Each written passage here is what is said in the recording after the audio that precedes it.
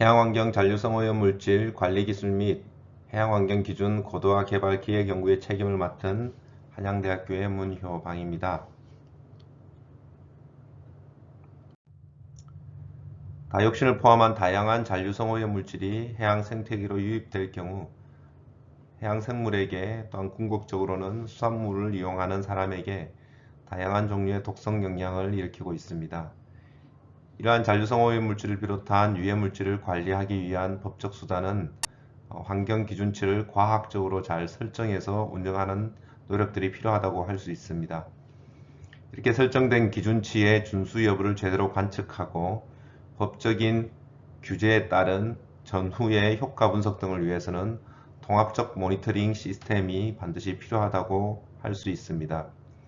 이러한 과제의 필요성에 따라 본 기획 과제에서는 국내 산업 관련 환경 분석 및 문제 이슈를 도출하고 우선적으로 설정이 필요한 해양환경 기준 대상 물질을 선정하고 또한 이러한 우선순위 결정에 의해서 실질적으로 그 물질에 대한 기준치를 설정하는 연구를 수립하고 최종적으로는 이들 물질들에 대한 관리 방안을 지속적으로 운영할 수 있는 법적 그리고 제도적 방안을 마련하는 것이 본 기획 연구의 목표입니다. 과제 경우 및 배경을 말씀드리겠습니다.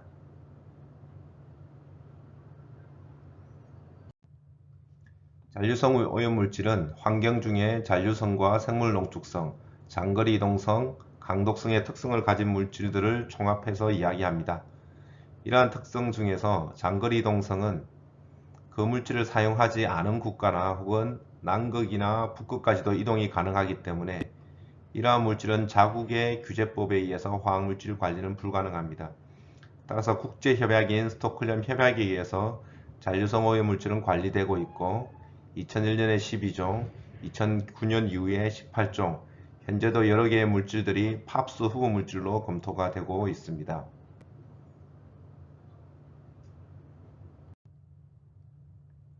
그럼 왜 해양 환경에서의 팝스 연구가 중요하나에 대한 질문은 인간이 사용한 모든 화학물질은 결국 해양으로 이동하고 대부분의 독성 영향은 해양에서 발생하기 때문입니다.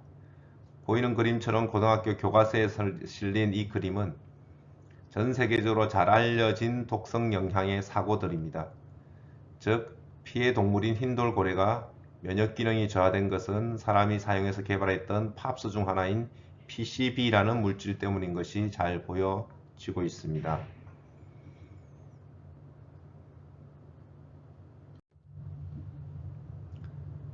2018년에 사이언스지라고 하는 아주 권위 있는 학술지에 실린 논문을 보면 60년 전에 사용이 전면 금지된 PCB라는 물질이 바다의 최상위 포식자로 알려져 있는 범고래가 결국 멸종에 이르게 될 수 있다라는 보고를 한 적이 있습니다.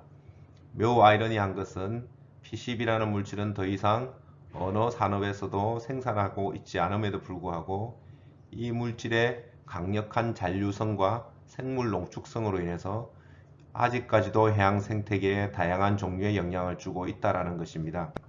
이런 잔류성 오염 물질은 매우 지속적으로 또한 증가하고 있는 것이 사실입니다.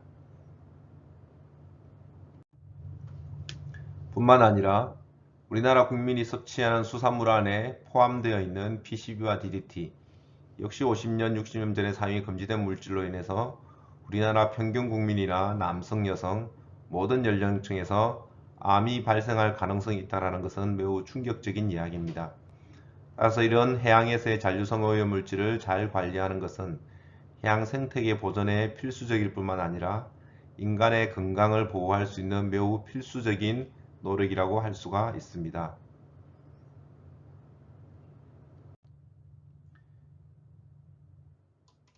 이러한 학문적 증거들에 의해서 해양수산부는 2001년부터 팝스라고 하는 물질을 연안에서 모니터링을 시작했고 시간을 거치면서 그 화학물질이 조금씩 확대되고 있고 정점도 확대되고 있는 추세에 있습니다.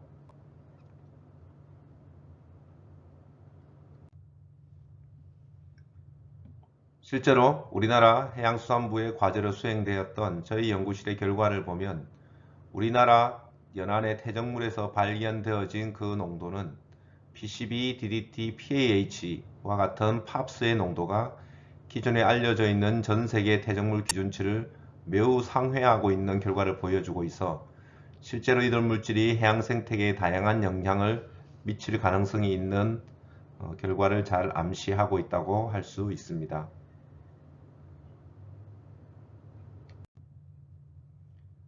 실제 과학업 수행 부분에 대해서 말씀을 드리도록 하겠습니다.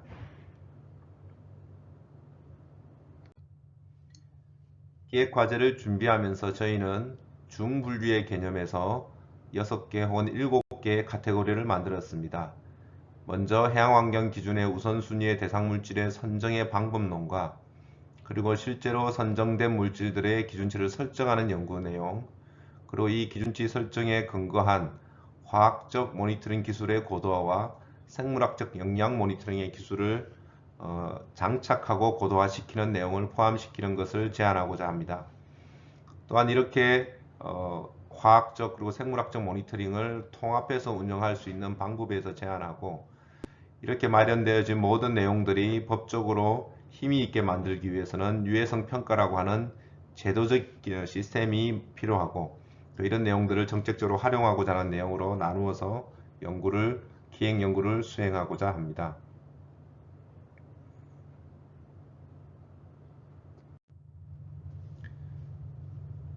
실제 저희가 수행하고자 하는 방법론들에 대해서 일부 예시를 보여드리겠습니다.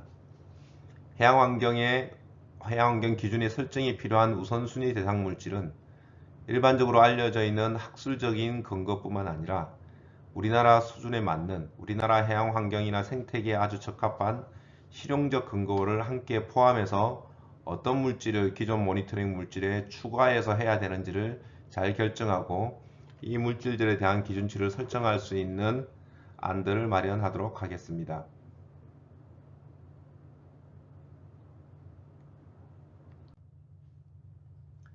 이렇게 마련되어진 화학물질에 대해서는 우리가 제안하고자 하는 기준치에 대한 설정의 절차들을 만들어내고 이 절차에 의해서 그리고 과학적 방법론에 의해서 최종적으로 우리나라 해양 생태계를 안전하게 그리고 사람의 건강을 잘 보호할 수 있는 기준치를 과학적으로 잘 설정하도록 하겠습니다.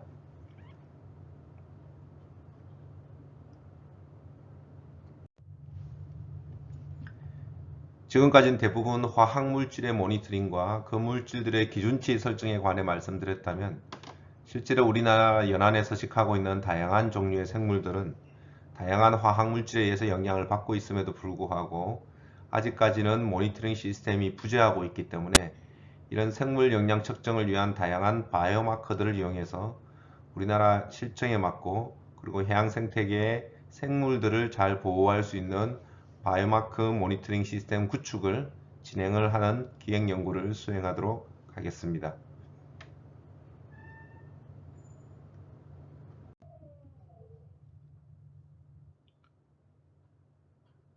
하지만 이런 화학적, 생물학적 모니터링은 기술의 고도화와 함께 단독으로 평가되고 운영되는 것이 아니라 이러한 내용들이 최종적으로는 통합 모니터링 시스템 안에 담겨질 수 있는 그리고 그런 제도적인 마련들을 하기 위해서 기획연구에 여러 내용들을 포함시켜서 수행을 하도록 하겠습니다.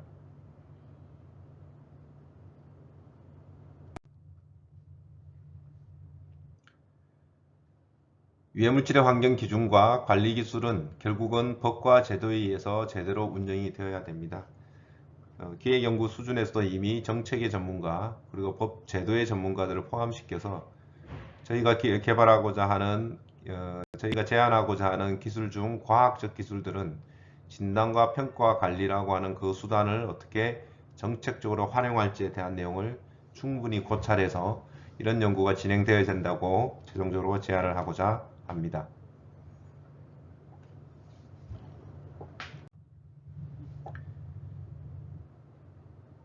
본과제는 실제로는 거의 11월에 수행이 되었고 1차 기획위원회를 포함해서 일정에 맞추어서 전문가 공청회와 중간보고회 그리고 실제 필요한 RFP와 예산의 작업 등을 통해서 본 기획 연구가 잘 수행될 수 있도록 최선을 다하겠습니다.